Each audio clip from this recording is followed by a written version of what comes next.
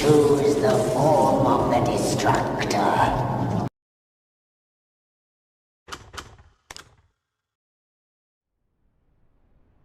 Greetings, fellow islanders, extraterrestrials, and men of culture. We meet again.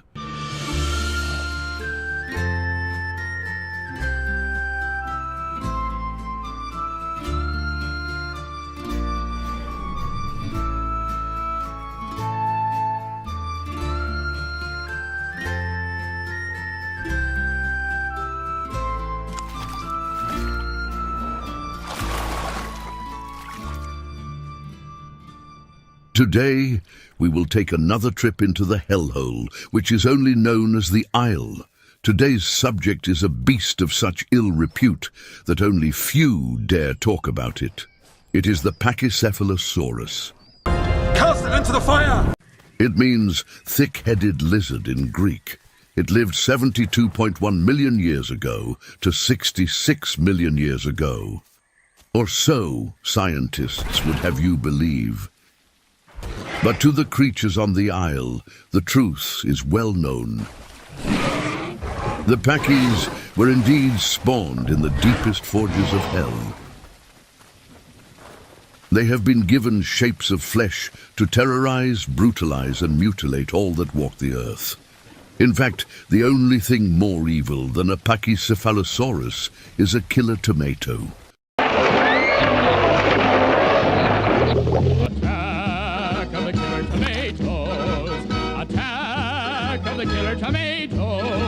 But that is a story for another time. The Pachyes are cruel and notoriously evil. They have no sense of sportsmanship, and mercy and compassion are no more known than to any other animal. They are cruel and sadistic, finding pleasure in causing pain. They use their powerful leg muscles to hurl themselves at their enemies, hitting them with their thick-horned dragon-like skulls, breaking bones and skulls alike.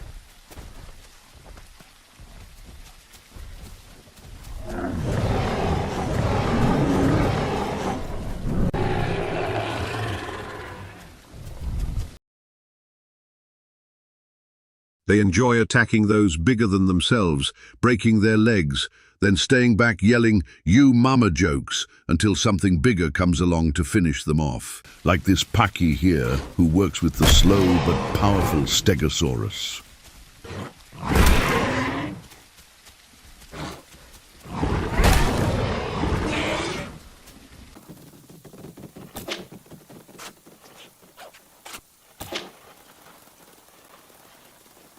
But today, we will not talk about this mix-packing swine. This is Brian. Brian, eh? At first glance, he appears as any ordinary herbivore. Me. But do not be deceived, for Brian knows what he is. Evil? Yes, Brian is evil.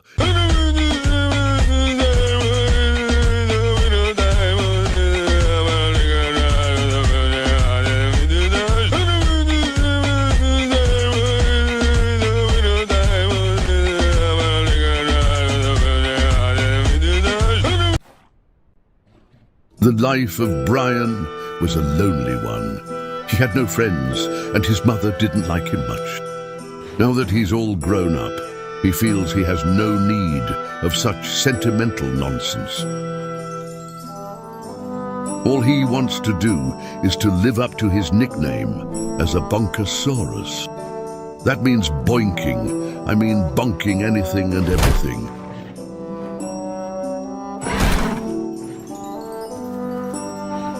Brian travels in solitude, enjoying his own company, eating fruits and other vegetarian rabbit food.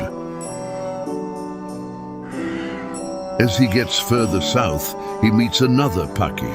The two of them become friends. The other Pachy is called James. They are not alone, though. There's a whole herd of tenos nesting in the area. The Tenontosaurus is an intellectually inferior species to the brilliant Pachycephalosaurus, but they can be manipulated to act as guard dogs, bitch-slapping carnivore intruders with their mighty tails if these enter into Pachy territory.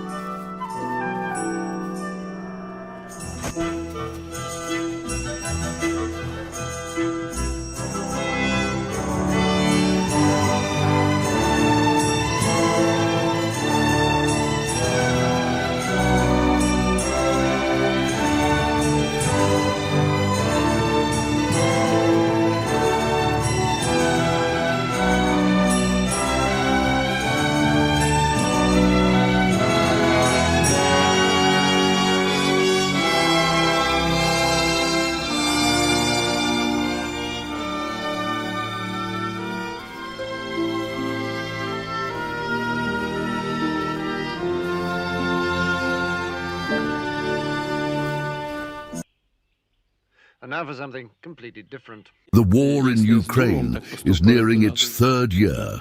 Today, in a press conference, Vladimir Putin said that they still haven't found any dinosaurs, but the special operation will continue. Vice President and Hollywood superstar Nicolas Cage commented, "I have never heard anything like this."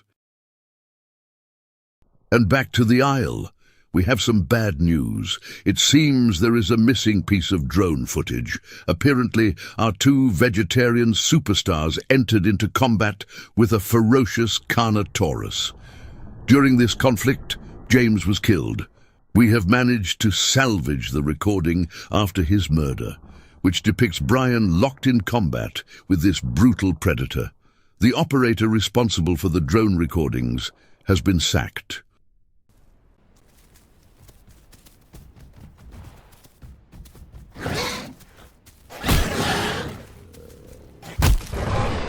Brian manages to break his opponent's leg.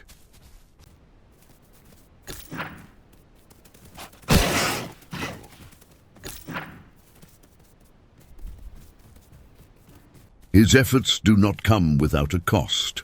Brian is wounded and bleeding badly, but stubborn as he is, he will not let his enemy go. He starts snacking on a nearby bush, gathering his strength. Then he realizes the Carno is doing the same, feasting upon his dead friend.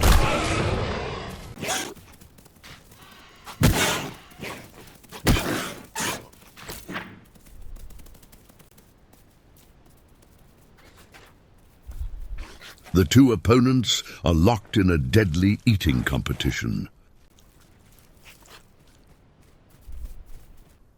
The Carno has figured Brian's plan out. He limps his way forward, determined to cut Brian off from his nutrients.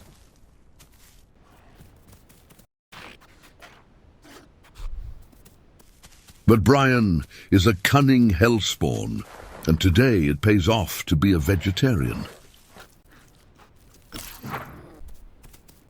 Brian goes back to his previous bush, eager to get back into the fight, but finds that the Carno is gone. He sees him limping away, trying to get to safety on the other side of the river.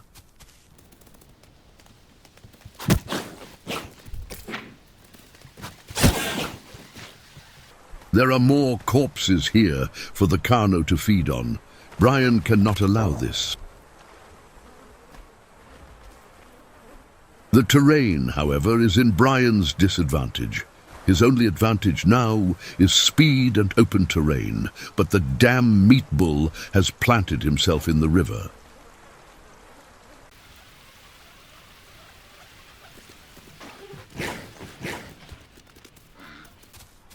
The rocky terrain affects Brian's charge, and he gets dealt a nasty bite in return.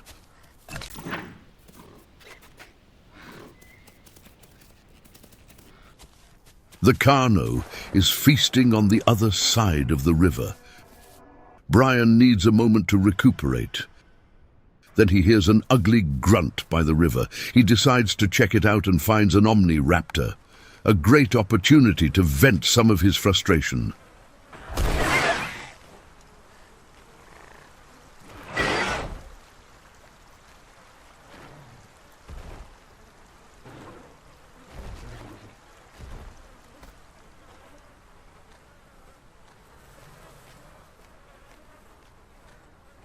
Brian notices that the Carno has a juvie friend joining him, and so he decides any further attempts to try and viciously murder the Carno will be futile.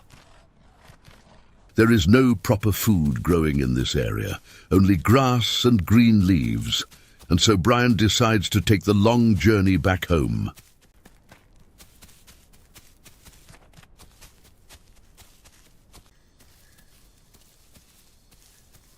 The trip from South Plains to the east is long, and Brian is famished. We ain't had nothing but maggoty bread for 3 stinking days. All of the sudden, he is attacked by another Carnotaurus. This one, however, is not as big as the one in South Plains. Being famished, however, takes a great toll on Brian's stamina, and he feels there is not much weight behind his attacks.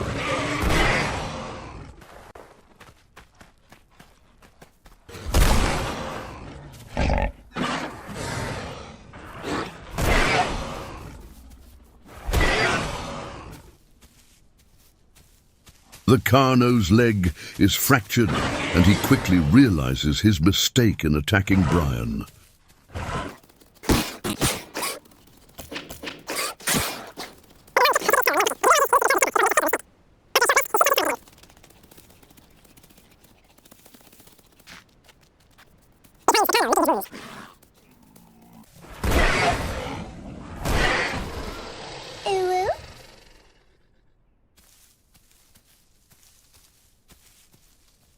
After this encounter, Brian finally returns home and starts looking for food.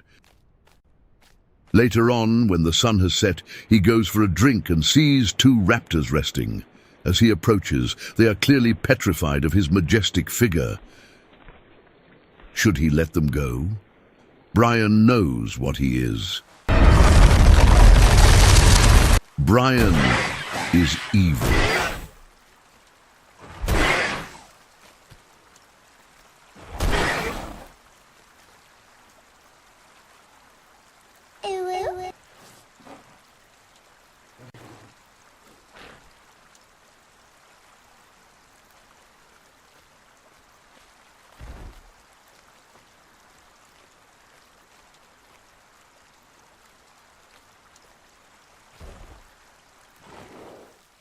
And so life goes on, and Brian does what he can to enjoy himself, until suddenly he sees a Carno chasing another Pachy.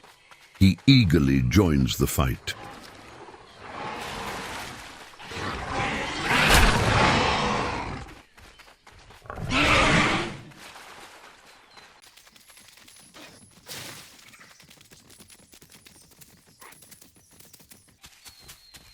The predator becomes the prey, until suddenly 6 million raptors join the fight, and Brian says to himself, "Oh, hell no!"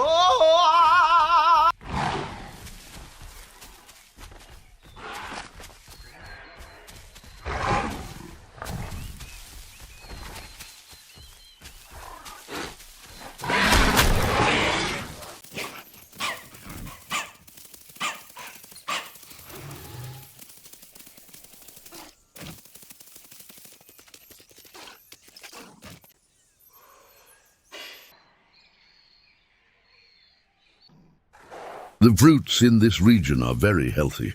Brian notices his eyesight has improved drastically during night time.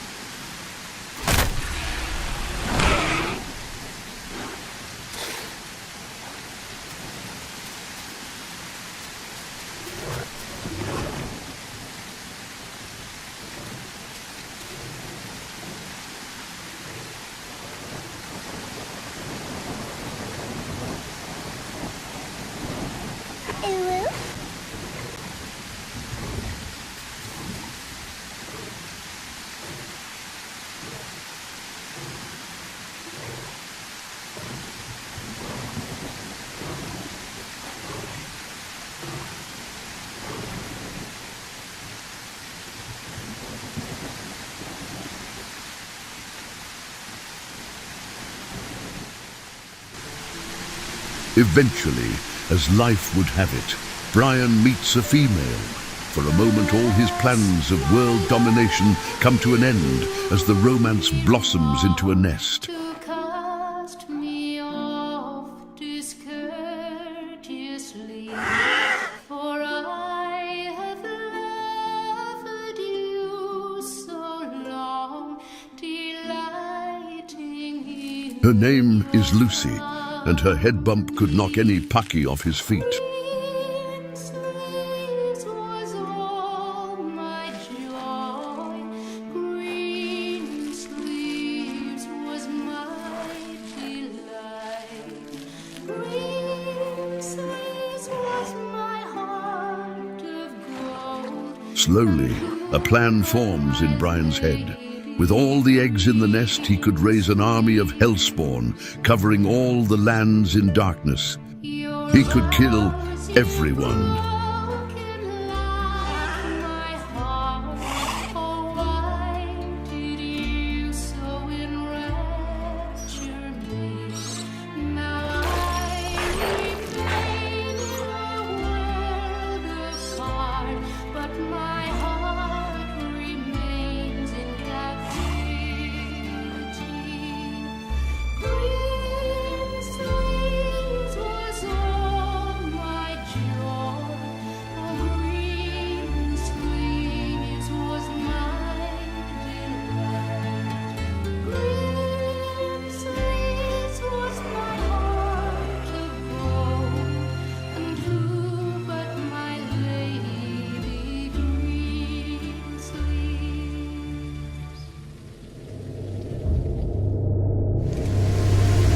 Brian goes for a drink as he tires of the noises from the nest. Kids should be seen, not heard.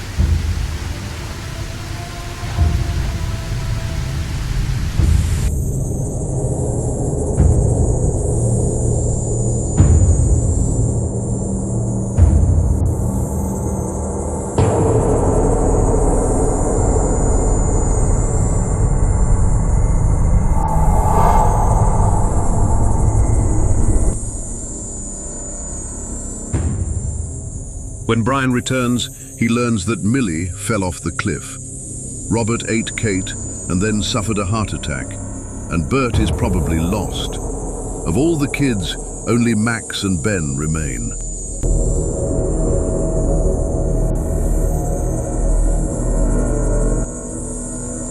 Also, we would like to inform you that the lighting operator has been sacked.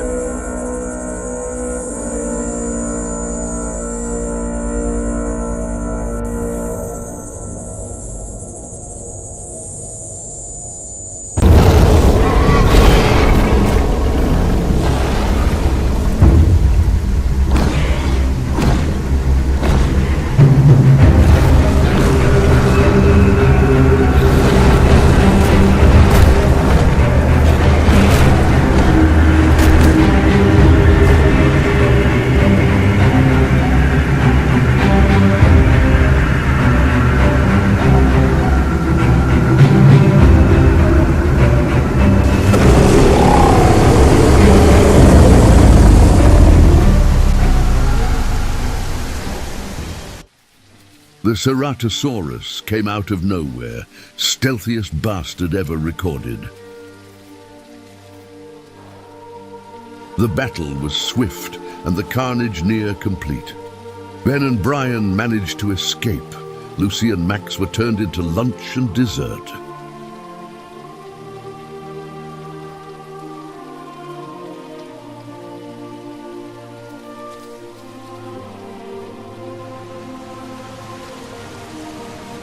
It dawns on Brian that all his dreams of power have failed. Now, what will he do? He still has so much petty hatred to share with the world.